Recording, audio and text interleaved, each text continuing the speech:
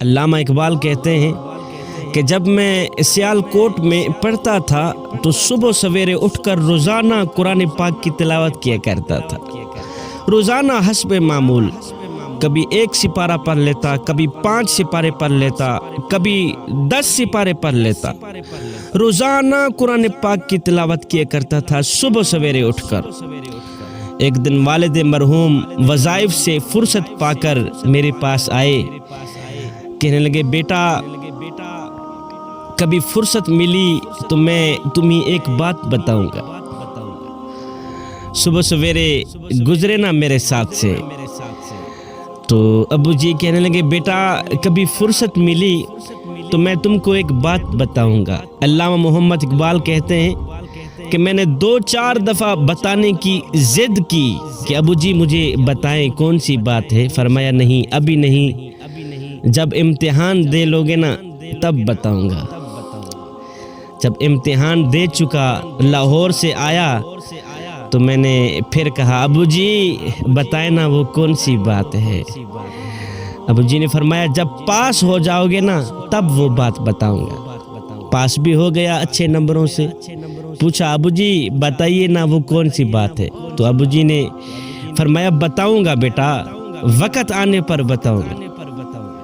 اللہ حق، میں نے ضد کی ابو جی بتائے نا۔ ابو جی نے کہا بیٹا صبح سویرے اٹھ کر انشاءاللہ تمہیں وہ بات ضرور بتائی جائے گی۔ ایک صبح کو جب حسب دستور قرآن پاک کی تلاوت کر رہا تھا میں، تو ابو جی میرے پاس آئے اور فرمایا بیٹا جب تم قرآن پڑھا کرو تو یہ سمجھو کہ یہ قرآن تم ہی پر اتر رہا ہے۔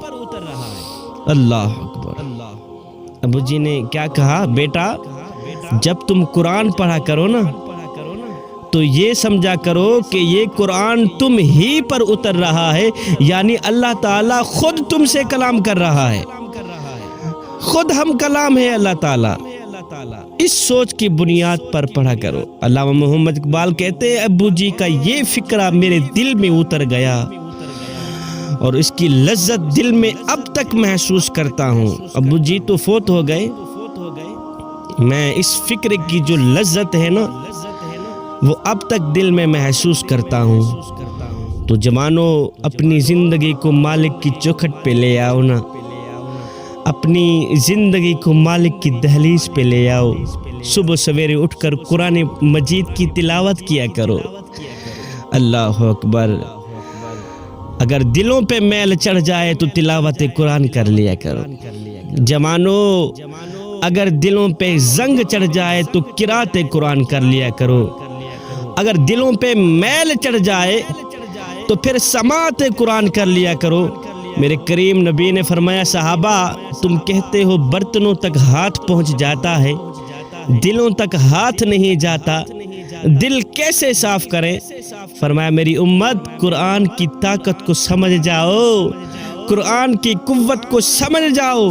فرمایا جس جگہ مومن کا ہاتھ نہ پہنچے وہاں میں محمد کا قرآن پہنچ جاتا، جس جگہ مومن کا ہاتھ نہ جاتا ہو وہاں میں محمد کا قرآن پہنچ جاتا ہے۔ تو میرے کریم نبی نے فرمایا راتوں کی تاریکیوں میں اٹھ اٹھ کے قرآن پڑھا کرو، راتوں کی تاریکیوں میں اٹھ اٹھ کے قرآن پڑھا کرو اور قرآن پڑھتے وقت رویا کرو۔ جوانوں دل کے کانوں سے سنو، میرے کریم نبی نے فرمایا راتوں کی تاریکیوں میں اٹھ اٹھ کے قرآن پڑھا کرو اور قرآن پڑھتے وقت رویا کرو۔ اگر رونا نہ بھی آئے تو رونے کی کوشش کر لیا کرو۔ حضرت داتا علی حجویری سے پوچھا گیا حضرت اگر رونے کی کوشش کرے پھر بھی رونا نہ آئے تو کیا کرے؟ آپ نے فرمایا پھر اپنے مقدر پہ رویا کرو، پھر اپنے مقدر پہ رویا کرو۔ اتنے سنگ دل ہو گئے ہو کہ آنکھیں آنسو بہانا بھی چھوڑ گئی ہیں۔ تو جوانوں زندگی وہی ہے جو مالک کی چوکھٹ پہ گزر جائے، مالک کی دہلیز پہ گزر جائے۔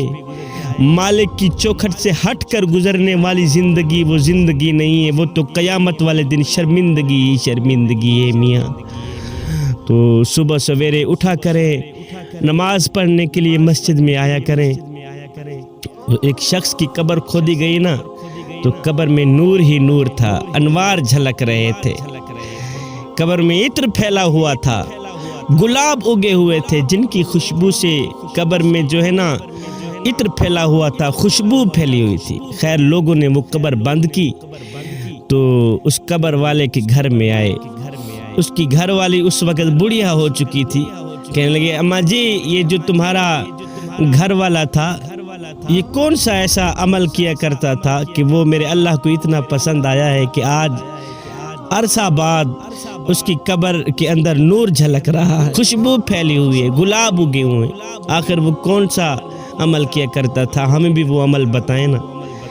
تو اس بڑھیا عورت نے کہا بیٹے میرا جو گھر والا تھا وہ چٹا ان پڑھ تھا، بالکل ہی سادہ سا بندہ تھا، ان پڑھ تھا، قرآن مجید نہیں پڑھا ہوا تھا، دیکھ کر بھی نہیں پڑھ سکتا تھا، لیکن صبح سویرے اٹھ کر جب وہ مسجد میں جاتا تھا، نماز پڑھنے کے لیے جاتا تھا، نماز کے فوراً بعد ہر بندہ قرآن مجید پڑھنے کے لیے قرآن پاک الماری سے اٹھاتا تو میرے گھر والے کے قدم بوجھل ہو جاتے، ہائے کاش میں بھی قرآن مجید پڑھا ہوا ہوتا، آج میں بھی قرآن کی برکتوں سے مالا مال ہوتا۔ اللہ اکبر، اس بندے کے قدم بوجھل ہو جاتے۔ میرا گھر والا جب مسجد سے باہر نکلتا تو روتا ہوا گھر میں آتا، ہائے کاش کہ میں بھی قرآن مجید پڑھا ہوا ہوتا، کاش میں بھی قرآن پڑھا ہوا ہوتا۔ تو گھر میں آتا، الماری میں پڑے قرآن کو اٹھاتا اور کھولتا، کھول کے اپنی انگل ہر ایک سطر کے اوپر رکھتا، پھیرتا آتا، کہتا آتا یا باری تعالیٰ میں نہیں جانتا اس کے اوپر کیا لکھا ہے، اے میں بدبخت بدقسمت انسان نکلا کہ میں قرآن مجید نہ پڑھ سکا، قرآن پاک کی تعلیم حاصل نہ کر سکا۔ میرے کریم رب میں نہیں جانتا کہ یہ کیا لکھا ہے، پر جو لکھا ہے سچ لکھا ہے، میں نہیں جانتا یہ کیا لکھا ہے۔ ایسے انگل بھی پھرتا آتا اور رو رو کے کہتا آتا یا باری تعالیٰ میں نہیں جانتا یہ کیا لکھا ہے، پر جو لکھا ہے سچ لکھا ہے۔ آج قرآن کی برکتوں سے اس کی قبر میں نور جھلک رہا ہے۔ تو جوانوں تم بھی پڑھا کرو قرآن پاک، فیض